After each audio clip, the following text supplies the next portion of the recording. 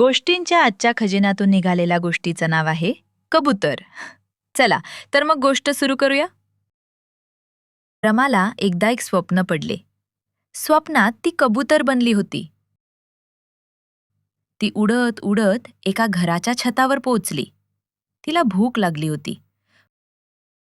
भुकेनं ती गुटुरगु करू लागली. तेवढ्यात एक मुलगी आली. तिनं रमाच्या पुढ्यात दाणे टाकले. रमा दाणे टिपू लागली. अचानक तिच्या तोंडात खडा आला. ती जोरात ओरडली. आपल्याच ओरडण्यानं ती जागी झाली. आईनं विचारले, "काय झालं? तू का ओरडलीस?" रमानं एकदा आपल्या दातांना हलवून बघितले. तिनं आईला सांगितले की ती स्वप्न बघत होती. असे बोलून ती झोपी गेली. मुलांनो, तुम्हाला गोष्ट कशी वाटली? मजा आली ना?